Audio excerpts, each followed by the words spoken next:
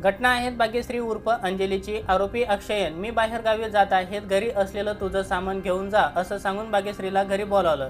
कौटुंबिक वाद विकोपला गेल्यानं पतीनं पत्नीला ठार मारल्याची धक्कादायक घटना अमरावतीमध्ये घडली आहे। अक्षय लाडे असं या प्रकरणातील आरोपीचं नाव आहे। त्यानं त्याची पत्नी भाग्यश्री उर्फ अंजली लाडेची हत्या केली। या हत्येनंतर आरोपी अक्षय फरार आहेत। या प्रकरणात पोलिसांमधील सूत्रांनी दिलेल्या माहितीनुसार भाग्यश्री आणि अक्षयमध्ये गेल्या काही दिवसापासून कौटुंबिक वादातून खटके उडत होते।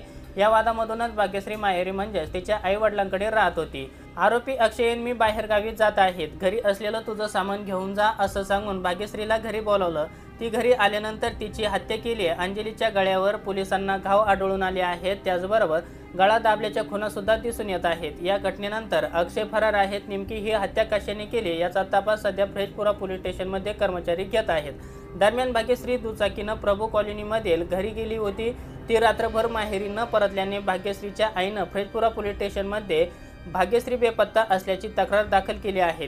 त्यानंतर पोलिसांनी भाग्यश्रीचा शोध सुरू केला। त्यावेळी तिचा फोन आणि दुचाकी वाहन हे रेल्वे स्टेशनच्या परिसरात आढळून आले।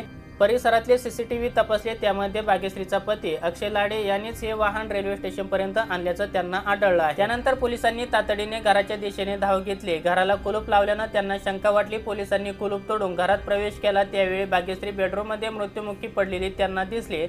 तिच्या मानेवर तसंच हातावर चाकूनं वार केल्याचे निशाण होते। फॉरेन्सिक टीमने केलेल्या तपासणीनंतर रात्री 9 ते 10च्या सुमारास अक्षयनं भाग्यश्रीची हत्या केली असल्याचं स्पष्ट झालं आहे। अक्षयच्या अटकेसाठी पोलिसांची पथक रवाना झाली आहेत। ही घटना ऐकून याविषयी आपल्याला काय वाटतं, आपली प्रतिक्रिया नक्की कळवा। या यूट्यूब चॅनलवरती पहिल्यांदा आला असाल तर या यूट्यूब चॅनलला सबस्क्राईब करा, बेल आयकॉनवरती प्रेस करून येणाऱ्या नवनवीन व्हिडिओचे नोटिफिकेशन मिळवा। धन्यवाद।